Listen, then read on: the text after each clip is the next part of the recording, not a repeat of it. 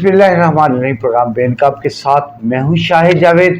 ناظرین، حکومت کی جو امیدیں تھیں مولانا صاحب اور بلاول بھٹو کی ملاقات کے بعد اس پر پانی پھر گیا، اور آئندہ کیا منصور علی شاہ صاحب ورسز قاضی فائز صاحب کون ہوگا چیف جسٹس، اور حکومت کیا کر رہی ہے؟ اس کے علاوہ ایک اور بھی سوال ہے کہ Pakistan Peoples Party, M Q M اور پاکستان مسلم لیگ نون، یہ ایک پلیٹ فارم پر ایک پیج پہ ہونے کے باوجود، حکومتی اتحاد ہونے کے باوجود ان کی سوچ میں فرق کیوں ہے؟ یہ الگ الگ کیوں دکھائی دے رہے ہیں؟ اس طرح کے سوال جو ہے وہ جنم دے رہے ہیں۔ کیا اسی موضوع پر گفتگو کرنے کے لیے آج ممتاز تجزیہ کار ڈاکٹر ممتاز مونس ہمارے ساتھ موجود ہیں۔ جی ڈاکٹر صاحب، کیا ہو رہا ہے یہ؟ بسم اللہ الرحمن الرحیم۔ ڈاکٹر صاحب بہت شکریہ آپ کا، آپ نے موقع دیا۔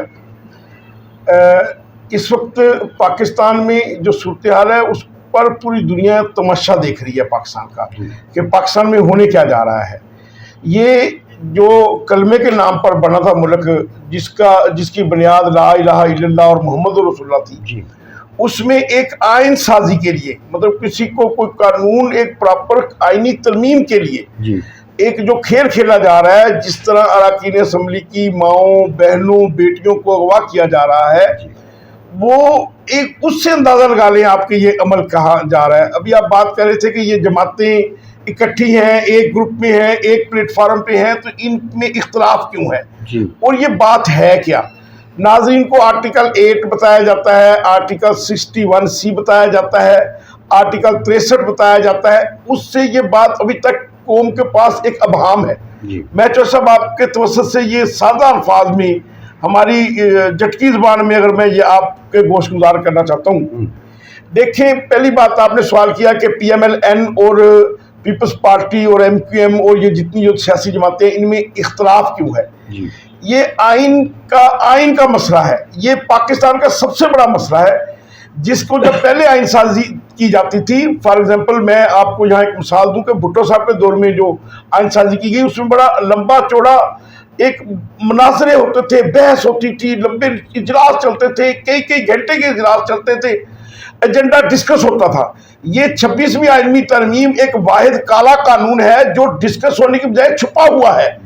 جنہوں نے اس پہ بحث کرنی ہے، جو اجلاس کر رہے ہیں، ان کو پتہ ہی نہیں ہے کہ ہم نے بحث کس پہ کرنی ہے، ہمارے پاس گفتگو کیا ہے، ہم نے جانا کدھر ہے، ہم نے پاس کیا کرنا ہے۔ ان کو کہتے ہیں کہ اس کو پاس کرو، پاس کرنے کے لیے سینٹرز کو اغوا کیا جا رہا ہے۔ میں آپ کے پروگرام میں پہلے تو مذمت کرتا ہوں کہ ہمارے اس خطے کی سب سے بڑی روحانی شخصیت مخدوم شاہ محمود قریشی صاحب کی بہو، جو ایک غیر سیاسی، ایک پردہ دار، ایک سید زادی خاتون ہے، ان کو بھی رات ڈالے اٹھا کے لے گئے، اور ان کی نامعلوم افراد تھے، اللہ جانے کون تھے، ان کی گاڑی کو روک لیا گیا اور اس کو پھر رات گئے، بیچاری گھر پہنچی۔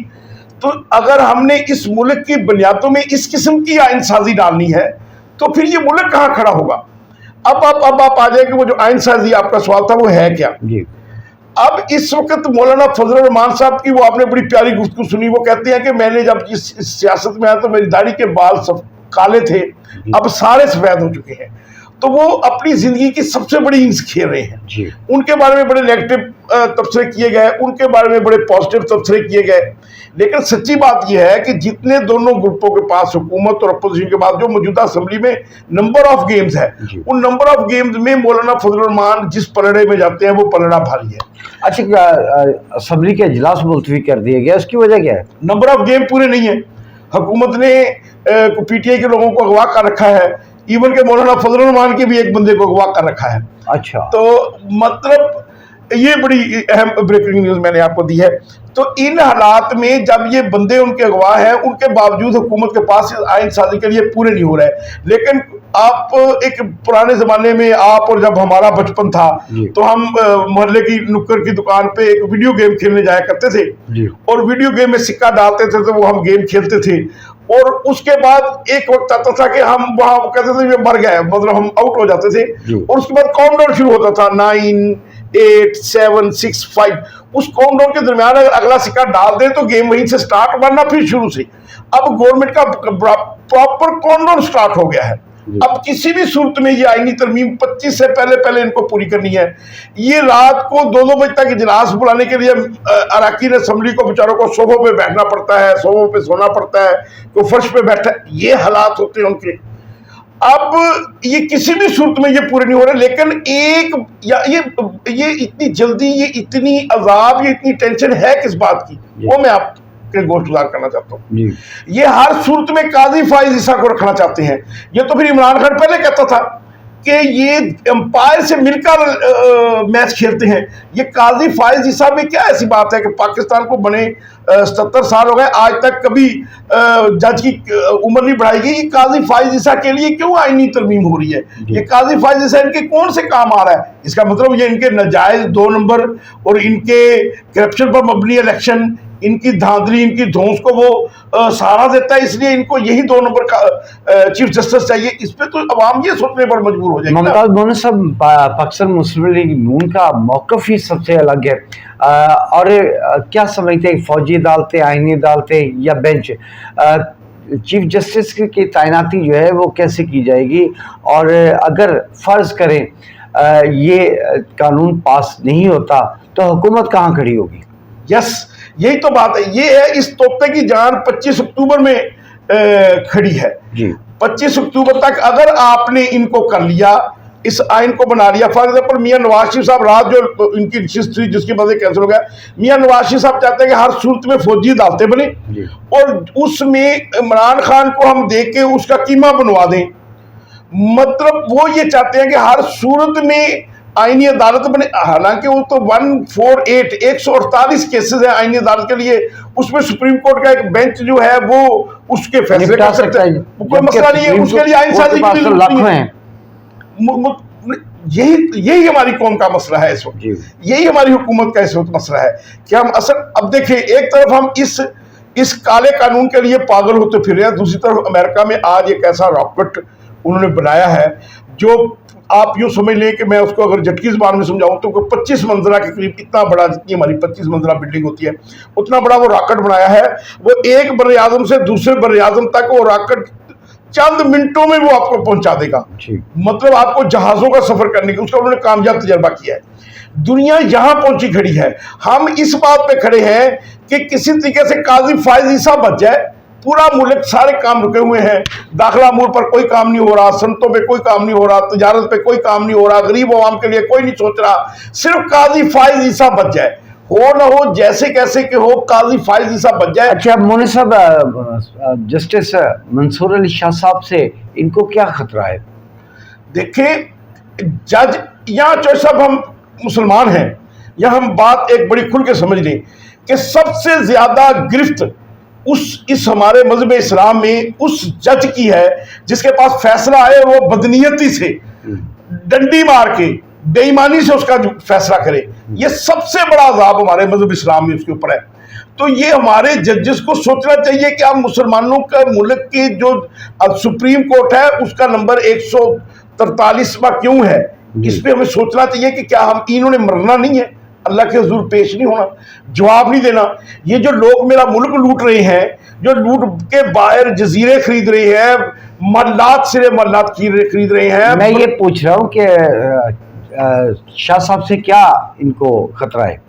شاہ صاحب سے خطرہ یہ ہے کہ مسلم لیگ نون کے اپنے لوگ یہ کہتے ہیں کہ یہ جو الیکشن ہے اس میں خود اگر NA 120 حلقہ 120 سے نواز شریف کا الیکشن کو اگر کھول دیا جائے تو نواز شریف اپنے گھر کا جو الیکشن ہے وہ ہار چکے ہیں.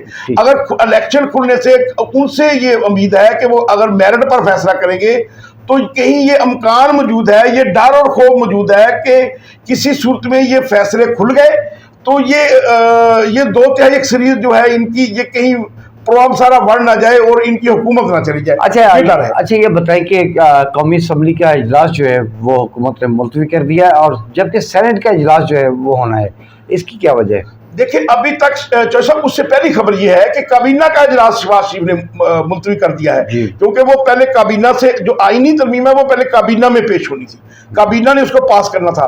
ابھی ان کے پاس مسودہ ہی نہیں ہے, کابینہ سے پاس کیا کریں. वो रात पास नहीं हो सका आपस में, इन जमातों की आपस में नहीं ठनी। मैं समझता हूँ ये वजीर आजम के खिलाफ अदम एतमाद है। ये वजीर आजम को कौमी असम्बली से एतमाद का वोट लेना चाहिए कि उनके ऊपर ये जो इतना सख्त एलिगेशन है कि बार बार इजलास बुला रहे हैं, पास नहीं कर पा रहे, असम्बली को उनके ऊपर एतमाद नहीं है उनको। अच्छा, पहली खबर ये थी कि लोटे पॉलिश कर लिए गए हैं, तो वो कहाँ गई खबर? जी, नंबर गेम पूरी थी। चौधरी साहब 20 करोड़ से लेकर 80 करोड़ तक एक एक लोटे को दिया गया, और उसमें एक आपके मोहब्बत करने वाले लोटे भी मौजूद हैं। तो वो वक्त आएगा तो साबित होगा। क्योंकि मेरे पास उसका कोई सबूत नहीं है तो मैं नाम नहीं ले सकता जी। लेकिन मैं अगर ये आईनी तरमीम पेश होती है तो आपसे मोहब्बत करने वाला लोटा जो यानी है आप कहते हैं डिस्ट्रिक्ट इमरान खान हमारे जिले से, हमारे शहर से भी कोई बिका है? इसका मेरे पास कोई ऐसी इंफॉर्मेशन नहीं है।